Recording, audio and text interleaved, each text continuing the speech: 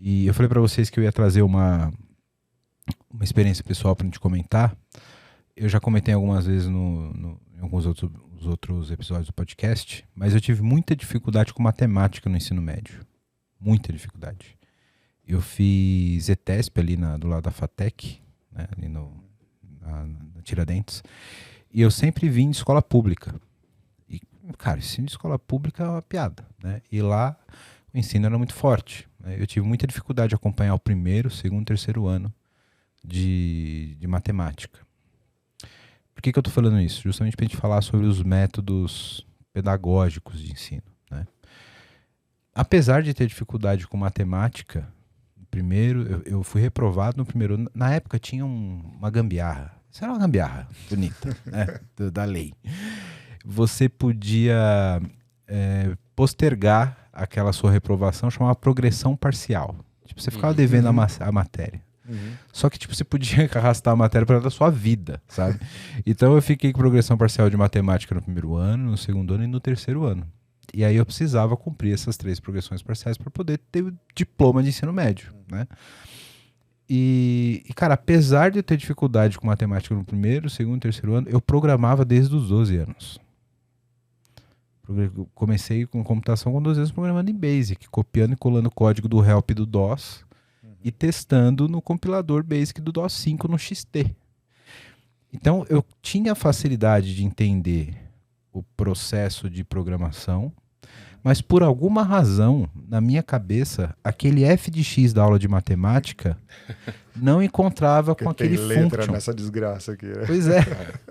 Por alguma razão, aquelas duas coisas não se encontravam, sabe? Não se encontravam na minha cabeça. Eu tinha muita dificuldade de entender.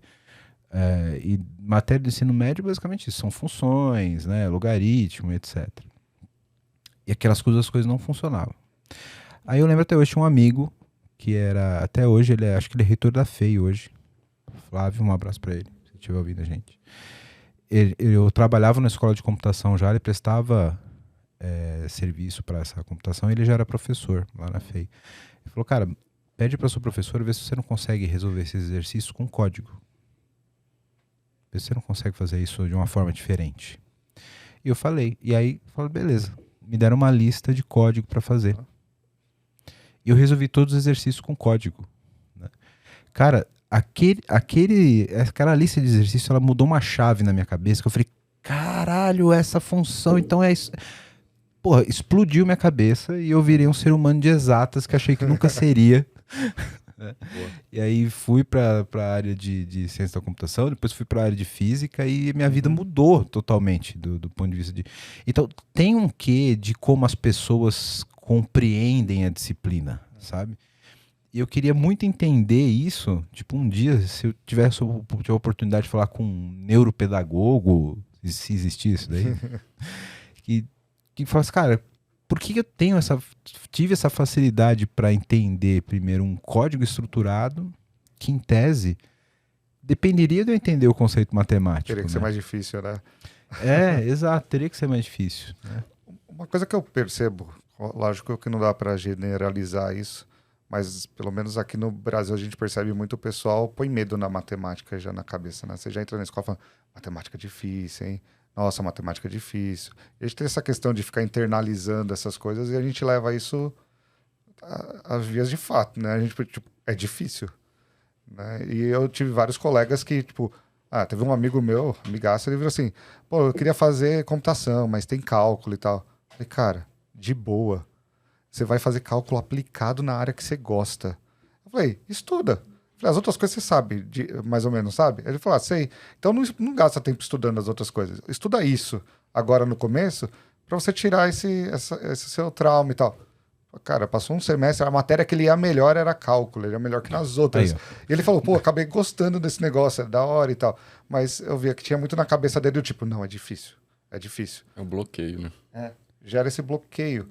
Então, eu vejo que muita gente tem essa questão. Não sei se, por exemplo, você analisando teu caso aí, voltando lá pro seu passado, fazendo terapia aqui, né? Fazer um ponto terapêutico. Estou fazendo uma consulta aqui, pessoal. Mas, cara, o que eu me lembro é que eu tinha dificuldade de entender a estrutura da parada.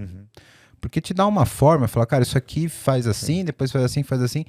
é muito tipo decoreba, sabe? Tipo, como você falou, cara, 5 mais 5 é 10 porque é. Entendeu? Essa dificuldade eu tenho até hoje. Eu lembro nas aulas de física, o professor, não, ó, você tem que decorar aqui isso aí. Você fala, mas por que eu tenho que decorar? Mas sou péssimo em decorar, eu não decoro. Né? Aí na hora que eu entendia como o negócio funcionava, eu deduzia a fórmula. Eu ficava assim, eu sou meio louco, né? Eu não sou muito normal. Mas eu precisava entender o porquê. Na hora que eu entendi o porquê, aí virava a chavinha. Aí eu lembro que quando me deu aquele estalo de, cara, f de x, o x é a variável de entrada. Parando. Caralho, velho. Então é isso. Então, tipo, o que tá do igual pra frente é um algoritmo que vai, o resultado é o output da função. Cara, essa estrutura de, tipo, procedural que a matemática não dá, porque a matemática ela é descritiva, né? E aí quando você leva isso para um código estruturado, que você percebe procedimentos, laços, etc., cara, aquilo transformou a minha vida. Tipo, cara, era alguém ter a pedagogia de explicar, cara, é assim, ó, esse X que entra Mas é uma aqui... pergunta, mas seu professor será que sabia disso? Cara, não sei. Porque é um problema que eu vejo hoje muito na formação. E não é incompetência dos professores, é como a gente é formado, né? Como a preocupação do que a gente tem, o que é importante. Pô, sempre foi ensinado desse jeito, né? Parece físico, né? Você fez assim, funcionou comigo, vou fazer com todo mundo, né? Funciona assim, foda-se. E não é assim. Eu sofri para aprender, agora eu vou fazer doer para ensinar. Exato. Com certeza, muita gente aprende a matemática bem do jeito que é ensinado. Mas pessoas como você, como eu, têm uma dificuldade para ali e falar, ih, caramba, não estou entendendo isso daqui. Sim. Se tivesse alguém que tivesse explicado de uma forma um pouco diferente e tal, mas será que essa pessoa também consegue, já viu esse tipo de pensamento, já fez essa relação? Né? Eu acredito até que muito de trazer a tecnologia para a sala de aula hoje é até por conta disso. Já que o computador está no dia a dia, essas coisas a gente já está envolvido nisso, né? Como que a gente consegue pensar? Né? O pessoal hoje já tem o conceito do tipo, tô aqui no Instagram, aqui navegando, aqui mexendo. Se eu ficar falando um negócio aqui perto dele, ele começa a mostrar a propaganda para mim. Pô, então tem alguma coisa inteligente que... será que ele pega pela frequência? Então as pessoas começam a pensar formas de que... Como será que esse negócio funciona por trás? Porque ninguém conta exatamente como é, né? Aquilo é uma caixa preta, né? E é justamente por conta dessas diferentes experiências de aprendizado que o ensino médio mudou muito nesses últimos anos. Obviamente, ainda não estamos num estado legal que deveria estar, mas a proposta é justamente dar chances diferentes para as pessoas diferentes, né? E aí a computação também entra aí, né? Porque ela é um caminho, é um dos caminhos que a gente tem. Mas o Joaquim falando da questão de preparação dos professores também, né? Porque como que vai ser? Vai chegar numa escola pública, por exemplo, e falar, beleza, tem que ter computação aqui a partir do ano que vem. Pega um professor que já existe aí, ele vai dar lá aula de programação. Não é assim, como é que eu tenho que ter uma formação, e não só de computação, mas de como ensinar a computação. Sim, pedagógico, né, cara? Porque senão chega o Joaquim lá, vai mandar Java para as crianças de 12 anos. Vamos se dar bem na vida. Vamos se dar... Coda aí um Spring Boot aí, né? Não é programação? Exatamente, né? H2 aí, põe uma memória aí. Sobe um main cache aí, eu quero um microserviço para amanhã. Junto com a redação de português. Exato.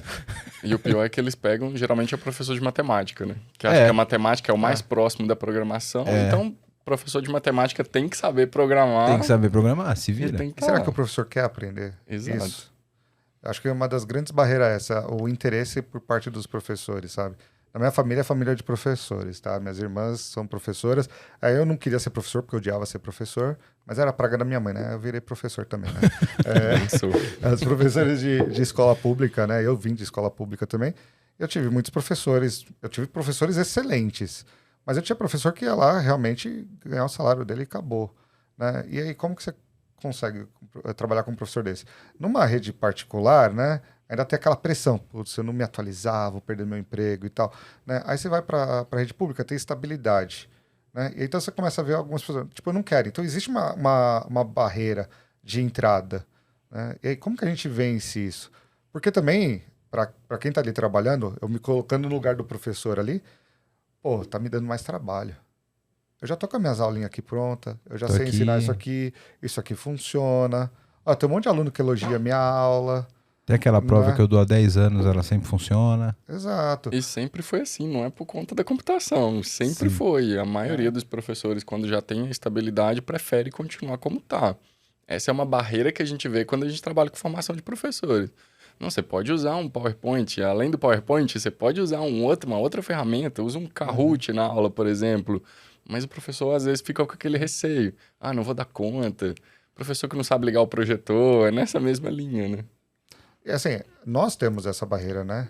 Tipo, e ainda você vai ficando mais velho, assim, você fica assim, dá uma preguiça, sabe? Você fala assim, meu, é mais trabalho, será que vale a pena? É que nós é meio doido, né? Então a gente fala assim, vamos dar a cara a bater Vamos botar aqui um Kotlin para essas crianças verem. Exato, vamos ver o que acontece. Ih, deu ruim. Beleza, a próxima turma vai dar certo.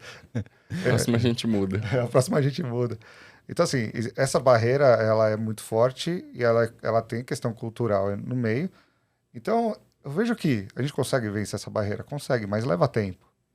Sabe? É um negócio que tem que ser estruturado agora. E é o que me preocupa é que a lei lá de outubro de 2022, ela vai falar que os municípios e estados têm 1 ano para começar a implantar essas coisas. É porque, é meio a toque de caixa. Segundo a notícia, começa em 2024, então a lei de 2022 dá 2023 para as escolas se adaptarem. Exato. E aí diz que o governo federal vai dar verba para você treinar professores, para você criar material e tudo mais. No papel é lindo. Infraestrutura também, né? Porque tem escola também que até o Wi-Fi, por exemplo, já é difícil. Aí você imagina montar um laboratório ou trazer isso para a sala de aula. Não é escola do bairro que o pessoal rouba. Aí o pessoal entra lá e leva tudo. Tem escola que o pessoal põe as máquinas tudo numa sala de aula e tranca a porta. Tem uma sala de aula sem janela. Sabe? Aí tranca a porta, tem uma porta de aço ainda em cima, coloca uma grade, uns cadeados e tranca aquilo cofre, ali. Né? Exato. E aí você tem máquinas lá paradas por anos e às vezes não é só porque, não tem quem trabalhe e tal. Tem a questão da segurança. Se roubar, quem que responde? Pô, o diretor vai responder da escola, a coordenação vai responder. A coordenação vai assim, melhor essa aqui ficar trancada ali naquela sala e eu não responder por isso, não ter dor de cabeça, né? Então a gente tem uma série de problemas sociais para serem resolvidos.